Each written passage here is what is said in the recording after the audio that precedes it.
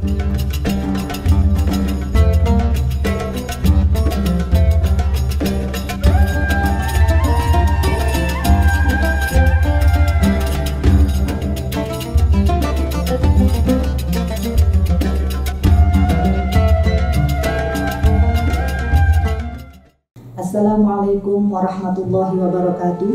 Sahabat Cahaya Ramadan Kementerian Agama Kota Malang yang dirahmati Allah. Alhamdulillah, saat ini kita sedang menikmati kemuliaan bulan Ramadan di tahun ini, tahun 1446 Hijriah.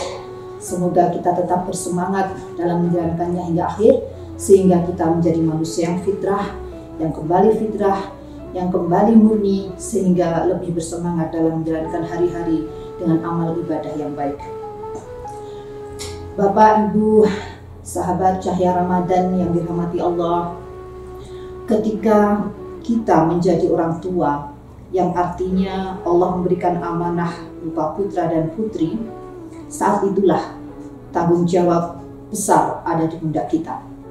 Apa yang akan kita lakukan kepada anak-anak kita, apa yang akan kita berikan kepada anak-anak kita, nanti akan dipertanggungjawabkan di depan Allah Subhanahu wa Ta'ala. Salah satu kewajiban yang harus dilakukan oleh orang tua terhadap putra-putrinya adalah memberikan bekal agama yang baik. Sehingga penting bagi kita untuk membekali ilmu dengan yang cukup sebelum kita melangkah dalam rumah tangga dan dalam pengasuhan anak. Secara fitrah, anak adalah peniru atau follower, pengikut, sehingga apapun yang dilakukan oleh orang-orang di sekitarnya, baik itu orang tua, kakek nenek, paman, bibi, saudara kandung yang lebih tua, bahkan pengasuhnya, itu akan dengan mudah ditirukan. Oleh sebab itu, metode mengajarkan sesuatu hal yang baik kepada anak-anak yang paling efektif dan efisien adalah menjadi teladan supaya ditirukan oleh anak-anak kita.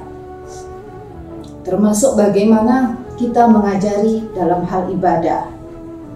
Sesuatu hal yang baru bagi anak-anak yang mungkin pada saat di awal-awal kehidupannya dia hanya bisa menangis, hanya bisa mengenali ibunya, mengenali ayahnya, hanya bergerak ke kanan dan ke kiri saja. Kemudian mengetahui ada hal-hal baru, itu pasti membutuhkan perjuangan. Dan tentu saja orang-orang yang lebih tua yang ada di sekitarnya akan mengambil tanggung jawab itu. Sama seperti ketika kita menginginkan anak-anak kita doyan sayur misalnya. Tentunya kita akan memberikan contoh itu dulu. Kalau orang tuanya tidak suka sayur, anak-anak akan melihat dari mana? Akan melihat contoh dari mana? Demikian juga dalam hal beribadah, dalam hal beramal baik. Salah satu contoh misalnya sholat. Ketika kita tidak membiasakan anak-anak melihat kita sholat, misalnya sholat berjamaah antara suami istri, kemudian sholat pada waktunya, ketika azan kita segera mengambil wudhu misalnya, anak-anak juga tidak tahu apakah memang seperti itu harusnya beribadah.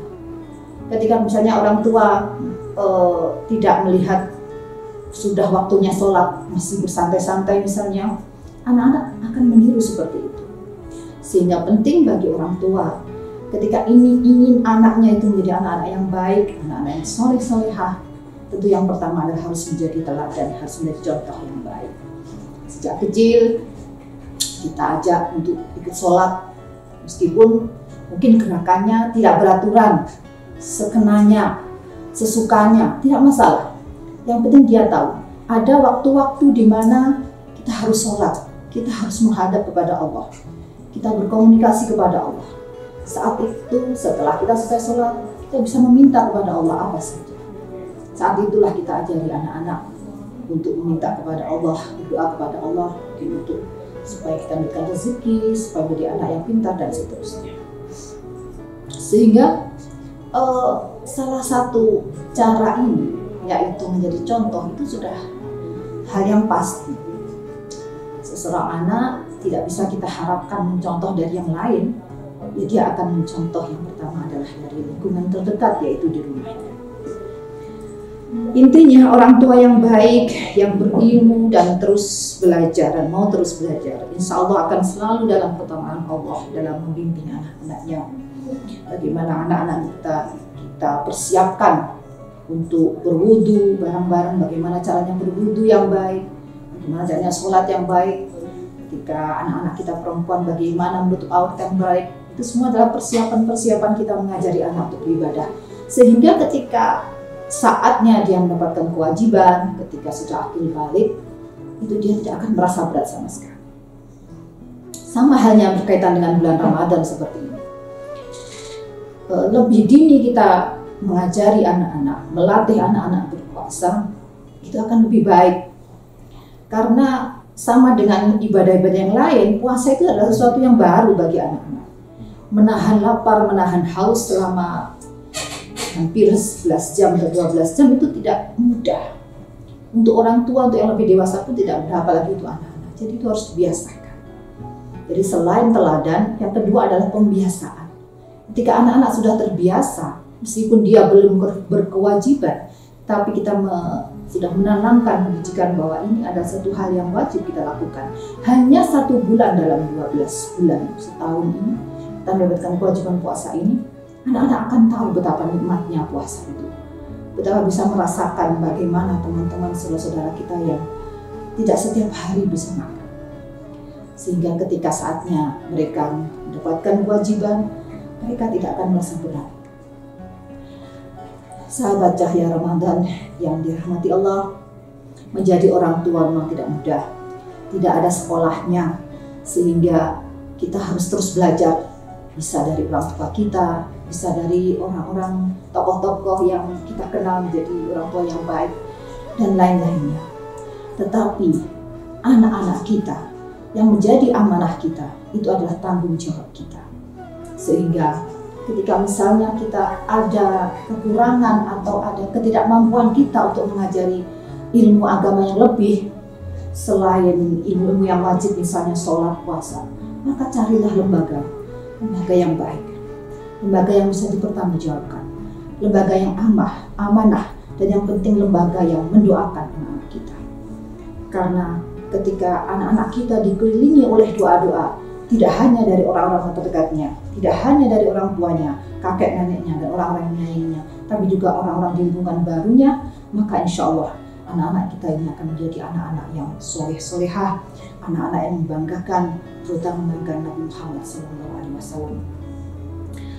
Untuk para orang tua yang tahun ini mulai melatih anak-anaknya, putra-putrinya, balitanya untuk mulai berpuasa, tetap bersemangat, dilatih sesuai kemampuan dan bagaimana kondisi anak-anak tersebut.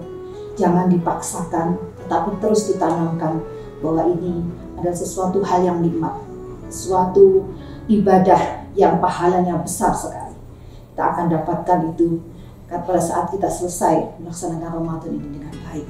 Kita mungkin ada hadiah-hadiah yang kita sampaikan kepada anak-anak supaya anak-anak mau berpuasa dengan nyaman, dengan baik, tidak masalah, asalkan itu disesuaikan dengan kemampuan kita dan tentu menjadi satu pendidikan yang baik untuk anak-anak. Setiap kesulitan yang kita alami sebagai bagian dari pengasuhan anak-anak kita akan mendapatkan ganti oleh Allah dan pahala yang berlipat ganda. Amin ya rabbal alamin. Semoga bermanfaat. Astagfirullahaladzim. Wassalamualaikum warahmatullahi wabarakatuh.